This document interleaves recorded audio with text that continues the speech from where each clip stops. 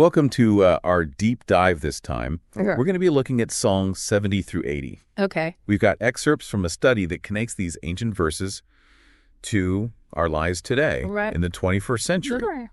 The study highlights these overarching themes of Refuge, Renewal, and Radiance. So we'll see how all of that plays out. That's fascinating. You know, it's amazing how these psalms written thousands of years ago Right. still resonate with our struggles and our joys. Yeah. It really highlights how timeless human emotion is and our search for meaning. The Yeah. source material really emphasizes God's presence, justice, and just the raw emotion that's poured into each psalm. Well, let's jump right in with Right. Psalm 70. Yeah, right. It's being called the emergency psalm for the overwhelmed. Wow. What do you think is driving that sense of urgency in these verses? You know, when I read the psalmist's plea, make haste, O God, to deliver me, Right. it feels so raw and desperate. It Right. speaks to those moments when we're just at our wits' end, Yeah. feeling utterly helpless and in desperate need of immediate intervention. Yeah. It's like that moment you realize you're in over your head Right. and you just need to call for help. Yeah, the study used the analogy of calling emergency services, God, as the ultimate first responder. Oh, wow.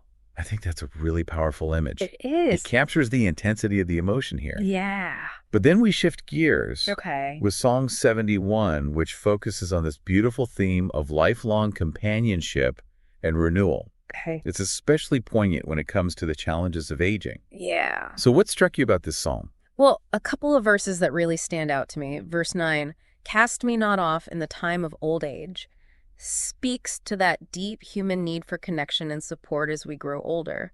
It's a fear that many people have, Right. being forgotten or abandoned as they age. Yeah. You know, it's fascinating because aging in biblical times was often seen as a sign of God's blessing. But it also came with its own set of vulnerabilities. So this verse acknowledges those vulnerabilities Right. and pleads for God's continued presence and support throughout the entirety of life. It's like saying, don't forget me, God. Yeah. Be with me through all of life's seasons, Right. even the difficult ones. Exactly. And then there's verse 20, Okay. which talks about being quickened again, brought back to life. Right. How do you see this connecting to the modern experience? You know, we all experience seasons of burnout and exhaustion, whether it's from our work, our relationships, or just the daily grind. Yeah. We can reach a point where we just feel depleted, Right. like we've hit a wall. Yeah. And this verse reminds us of God's power to revitalize us, to breathe new life into us, even when we feel like we have nothing left to give. Yeah. It's a promise of renewal, Right. a reminder that God can restore our energy, our passion, Yeah. and our sense of purpose. Okay, from the personal, Okay. we shift to Psalm 72, which focuses on this longing for leaders of justice and peace. Okay.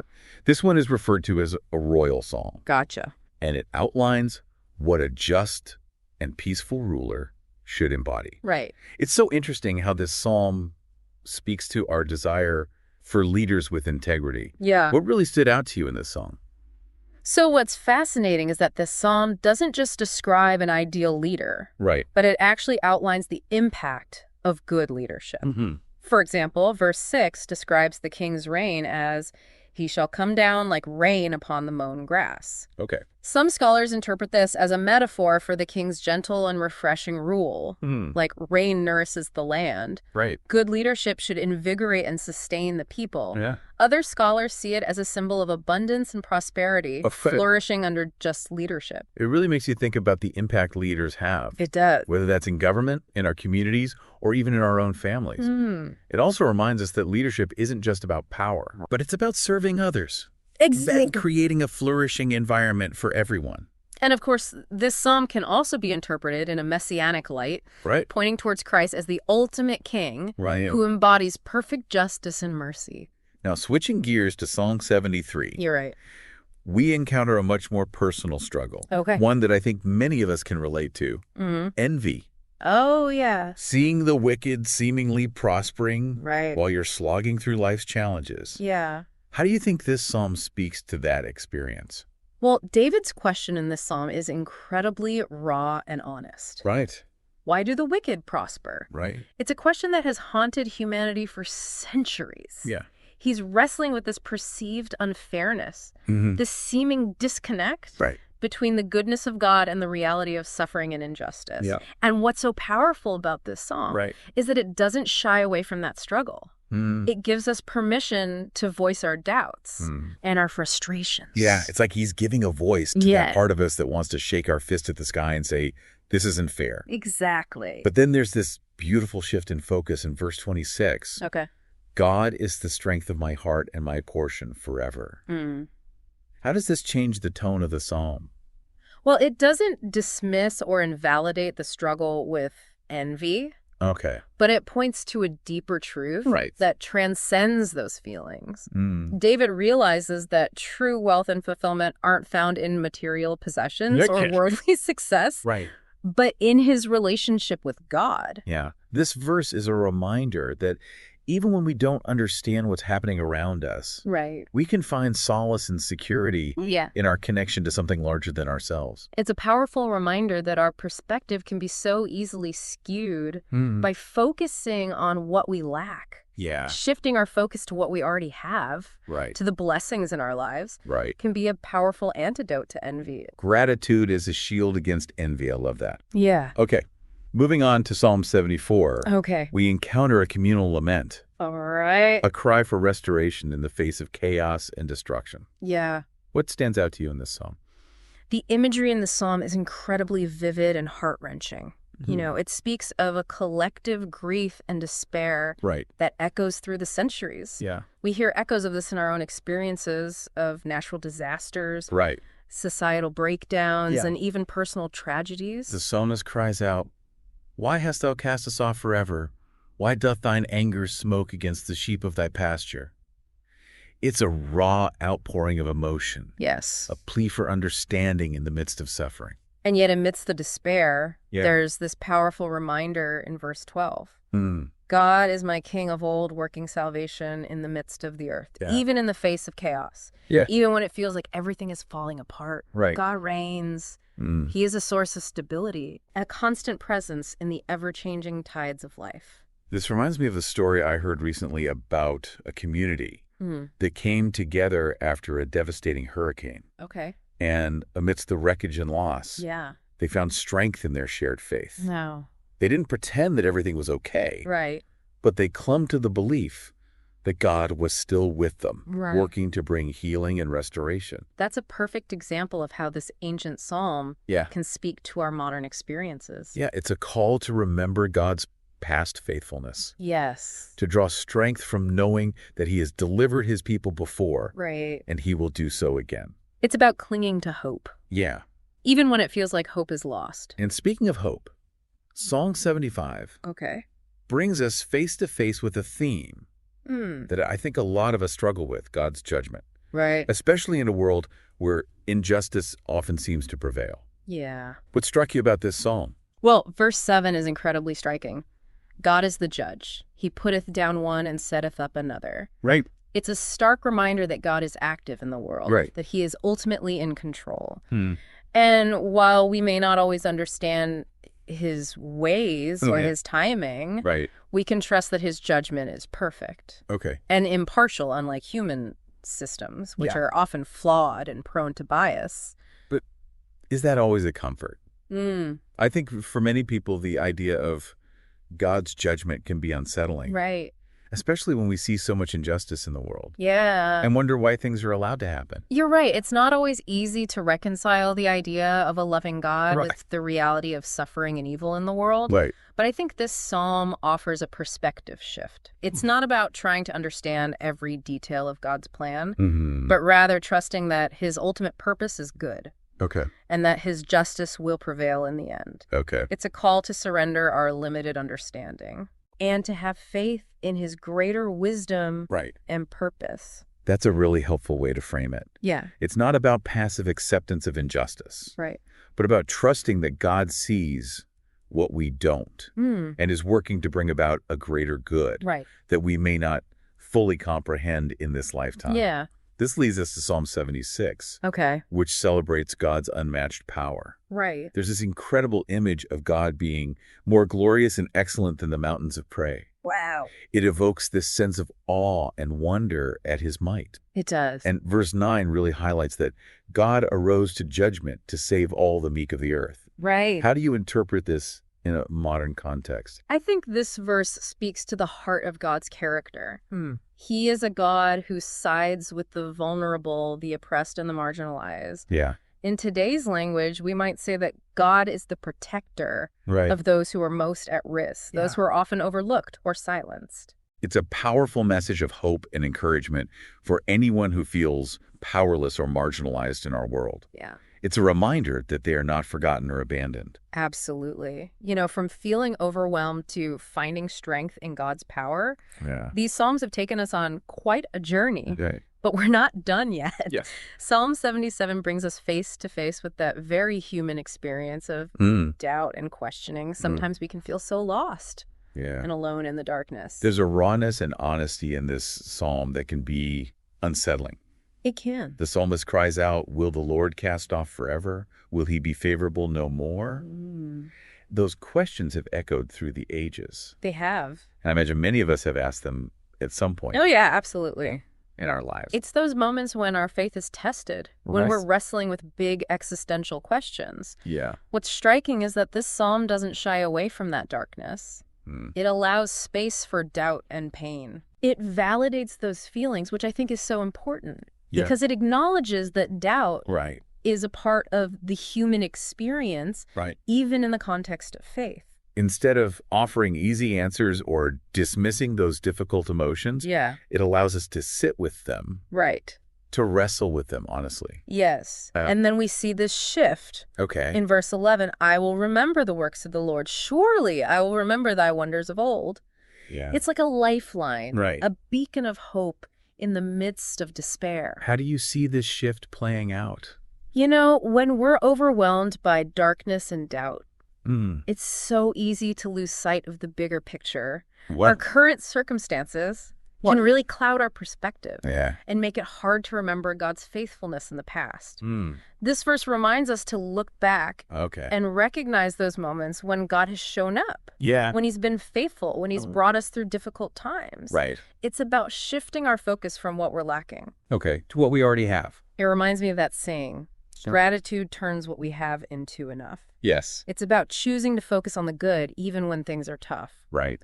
And this change in perspective can make a huge difference It can. in how we experience our circumstances. Absolutely. So from the depths of despair in Psalm 77, Okay. we move to Psalm 78, All right. which explores this idea of leaving a legacy of faith. Mm. It's about passing on those stories, teachings, and experiences of faith to future generations. Verse 4 really encapsulates this idea. We will not hide them from their children, but tell to the coming generation the glorious deeds of the Lord and his might and the wonders that he has done. Yeah. This isn't just about telling stories. Right. It's about actively shaping the faith of the next generation. It's about instilling in them a sense of God's faithfulness Right. and power so that they can carry that faith forward into their own lives. This makes me think about the challenges of transmitting faith in the 21st century. We live in a world that's increasingly secular Yeah. and skeptical. How do we make these ancient stories resonate Right. with the modern audience? How do we pass on these traditions Yeah. in a way that feels relevant and meaningful? That's a great question. And I think it requires us to be creative and intentional. Yeah. It's not enough to simply repeat the stories or the doctrines. Right. We need to find ways to connect those ancient truths Right. to the lived experiences of people today. Yeah. We need to show how these stories can speak Right. to the challenges and questions that people are wrestling with in their own lives. It's about making those connections between the ancient and the modern, Yes. the sacred and the secular. Yeah. It's about finding ways to make faith come alive in a way that feels authentic and engaging. I like that. And finally, we arrive at the last two Psalms in our exploration, Okay. Psalms 79 and 80. Right. These are described as communal cries for mercy and revival. What makes these songs distinct from the others we've explored? Well, these psalms express a collective sense of brokenness and longing for restoration. They're filled with a sense of urgency, Right. a plea for God to intervene and bring healing to their community and to the world around them. It's not just about individual needs, but about a desire for a societal transformation. Exactly. Psalm 80.3 really captures this sentiment. Turn us again, O God, and cause thy face to shine, and we shall be saved. It's a plea for God's presence. Yes. For his light to break through the darkness. Right. For his healing touch to restore what has been broken. It speaks to that universal human desire for renewal, for second chances, for fresh start, whether we're seeking inner peace or global restoration. Yeah. These psalms remind us that God is the ultimate source of hope and renewal. He is the one who can make all things new. We've journeyed through quite a range of emotions with these psalms, haven't we? We have from the depths of despair and doubt to the heights of hope and the longing for restoration. Yeah. What resonates most deeply with you from this exploration? You know what strikes me is just how relatable these songs are. They give voice to the full spectrum of human emotion. From the darkest moments of doubt and despair to the highest peaks of faith and hope. They remind us that we're not alone in our struggles. Others have walked this path before us. And that God's faithfulness endures through the ages, doesn't it? Absolutely. These psalms are a testament to the enduring power of faith, even in the face of adversity and uncertainty. It's like these psalms offer us a language for our own struggles. Yes. A way to articulate the deepest longings of our hearts. I love that. You know, as we wrap up our deep dive into Songs 70 through 80, I'm struck by how these ancient texts offer a language for our own struggles. It's true. They give voice to those deep longings of the human heart. And they remind us that we're not alone in our experiences. Yeah, that's so true. It's like we're having this conversation across the centuries. You know, connecting with those who have walked this path before us. Yeah, and those overarching themes we've been exploring, Refuge, Renewal, and Radiance, those speak to some pretty fundamental human needs. They do. That transcend time and culture. Absolutely. Let's unpack those themes a bit more. Okay. Starting with Refuge. We saw that so clearly in Psalm 70. That emergency psalm for the overwhelmed. It's a reminder that in God, we have a safe haven. A place to turn when the storms of life rage around us. And it's not just about external storms, is it? It's also about those inner storms, doubt, fear, anxiety. Those things can be just as overwhelming. And God offers refuge from those inner storms as well. Yeah, it's about finding that quiet space in the center of the hurricane. That stillness amidst the chaos. And then there's renewal. We see this longing for a fresh start. For healing, for transformation. Expressed so beautifully in Psalm 71 and 80. Those pleas for God's revitalizing power. What comes to mind when you think about the theme of renewal? Well, there's that beautiful image in Psalm 71 of being quickened again, Right. brought back to life.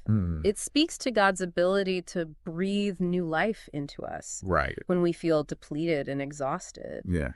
And Psalm 80 uses that image of God's face shining upon us, bringing restoration and hope. It reminds me of a garden that's been neglected for a long time. Okay. The ground is hard and dry. Nothing seems to grow. Right. But then the rain comes. Yeah. And the sun shines. And slowly new life begins to emerge. Yeah. There's a sense of possibility, of hope. What a beautiful analogy. Yeah. It speaks to God's ability to make all things new, to mend what's broken, to breathe life into dry bones. It's a reminder that no matter how far we've strayed or how broken we feel, God's grace is always available to us. Yes. There's always the possibility of a new beginning. Right. A second chance. Finally, there's the theme of radiance. That sense of hope, of light breaking through the darkness, of God's glory shining upon us. We saw that in Psalm 76. Yeah. With that awe-inspiring image of God Right. being more glorious and excellent than the mountains of prey. It reminds us that even in the darkest times, Yeah. God's light can still shine through. And it's not just about receiving that light, but reflecting it too, right? Exactly. Letting our own lives become beacons of hope for others. Yes. So as we conclude our deep dive into Psalm 70 through 80, we invite you to reflect on these themes of refuge, renewal, and radiance. Yeah. Where do you see these themes playing out in your own life? Where are you seeking refuge, longing for renewal, or yearning for radiance? And remember, God's word offers timeless wisdom and solace for the challenges of modern life. Yeah. These psalms continue to speak to us, Right. guiding us and offering comfort and hope Yeah. in the days ahead. Thanks for joining us on this deep dive. It's been a pleasure. We encourage you to explore these songs further, allowing their words to wash over